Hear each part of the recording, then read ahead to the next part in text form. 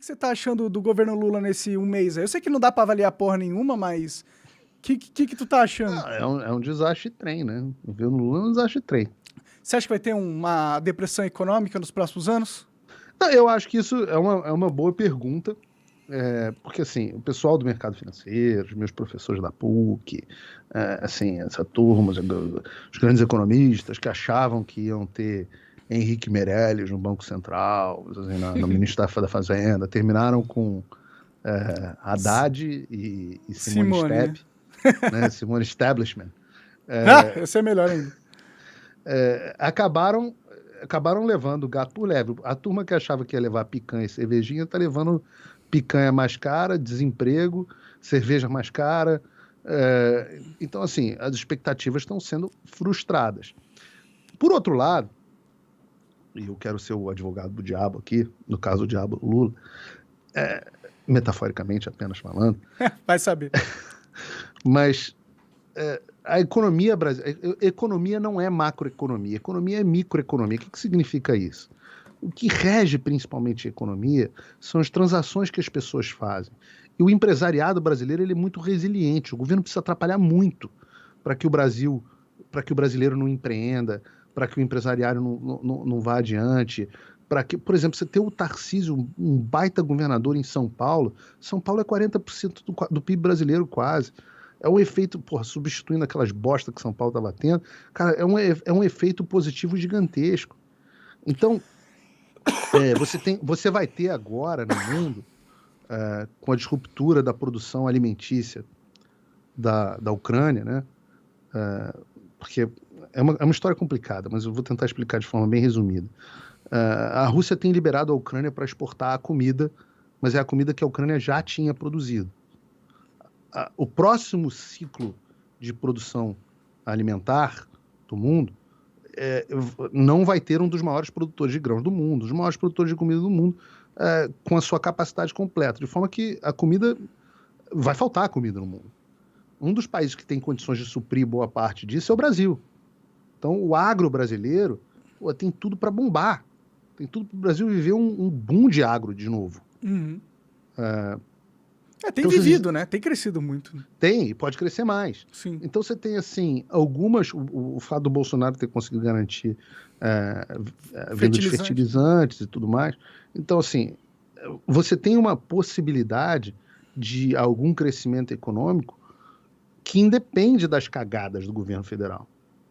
E como que a economia vai se comportar entre essas coisas que eu estou citando e as cagadas do governo federal é que é um ponto de enorme interesse para mim. Porque as contas públicas brasileiras estavam mais ou menos arrumadas, comparadas com as contas públicas mundiais.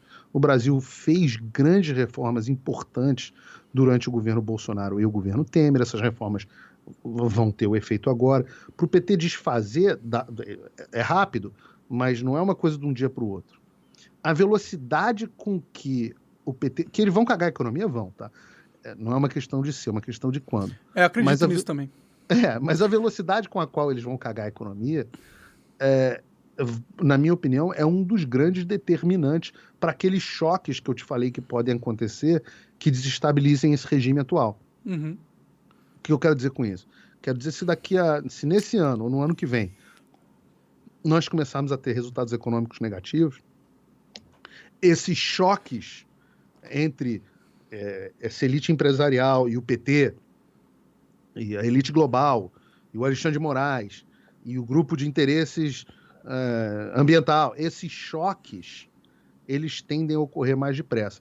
Se a economia brasileira ficar razoavelmente pujante, aí você tem menos chances de choque.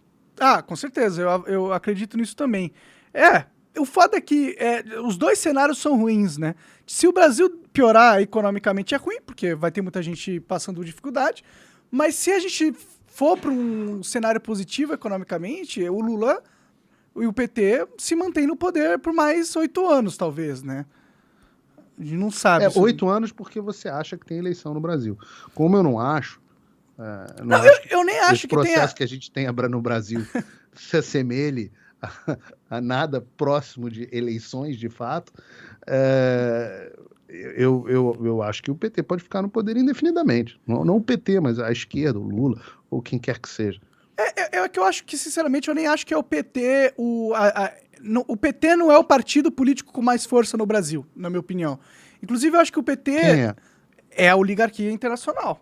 Não, mas a oligarquia internacional não é um partido, né? Ela não é um partido de verdade, né? Não é um partido na lei, mas ele é um partido na essência da palavra, né? É pior do que um partido, cara. Sim. Porque eles controlam a sociedade em diversas camadas. E isso é que é o foda, é o que você não consegue tirar ele de lá. Então, esse é o verdadeiro inimigo, não é o Lula, nem o PT. Assim, por mais não, que o Lula foi um veículo, o Lula foi uma fantoche, ferramenta. é um fantoche, né? Não sei se chega a ser totalmente fantoche, eu acho que ele tem um certo poder que pode, em algum momento, quando houver conflitos de interesses, entrar em confronto contra esses caras, ou eles podem compor também. Também é uma possibilidade. Sim, só que o Lula ele tem interesses pessoais, né? Então, os interesses do Lula e do PT não são interesses da nação brasileira. Então, por mais que eles se choquem com a oligarquia internacional de alguma forma, eles vão se chocar para conseguir coisas que eles querem e que não são coisas que são necessariamente positivas para a nação brasileira, né? Não, certamente são negativos. Ninguém ali tem o melhor interesse do Brasil. É que dentre os interesses negativos, nem sempre o interesse do Lula vai convergir com o interesse desse grupo, que tem, por exemplo, o Geraldo Alckmin ali como meio que uma apólice de seguro. Sim. Então, nem no momento onde esses interesses começarem a divergir, e uma má gestão econômica, por exemplo, é um desses momentos, aí é que eu quero ver o que vai acontecer no Brasil. Para mim, a gente tem mais chance de se livrar deste grupo no poder e desse regime que nós temos agora, do que através de eleições, que eu acho que a gente não tem, e através de uma revolta popular, armada, que eu cravaria que não vai acontecer, e não deve acontecer de fato, porque tem que ser a última das últimas instâncias. O problema de ir para realmente o conflito armado é que pode acontecer o que aconteceu na Ucrânia, o que aconteceu em vários países. Você tem uma desestabilização tão grande da sociedade que vira um caos e não recupera depois de muito tempo, né? Até porque os interesses internacionais, eles vão adorar que tenha causa aqui no Brasil, porque é uma oportunidade deles fazerem a festa e controlarem ainda mais o sistema brasileiro, né? Sempre isso, até a própria Revolução Americana, que é tida como um grande exemplo de revolução, etc, etc. Tem gente que discute, inclusive, se foi de fato uma revolução ou se foi a única verdadeira revolução e tal, mas o fato é que os Estados Unidos demoraram mais de 20 anos para restabelecer um governo minimamente funcional, inclusive com uma tentativa furada de modelo de governo que não deu certo, né? De confederação. Então, antes de você partir para o modelo federalista. Então, assim, não você está disposto. Antes de você pensar, eu quero que o regime caia, etc, etc, através de um levante. Assim, tá bom, você está disposto a aturar 20, 30 anos de instabilidade, sem certeza de que vai ser colocado, que vai entrar algo melhor minimamente do que era, né? Melhor no lugar. É difícil, é uma questão bem complexa mesmo. Por isso que os conservadores normalmente são contra revoluções e golpes e qualquer coisa do tipo. Eu no ano passado defendia claramente o reestabelecimento da ordem democrática que a gente tem e da Constituição que a gente tem. Mas Paulo, a Constituição que a gente tem é uma bosta. Eu falo, é verdade, tem toda razão, concordo totalmente com você, mas é que tem. Se a gente quiser mudar, vamos mudar aos poucos. Não vamos... Essa alternativa revolucionária geralmente dá ruim.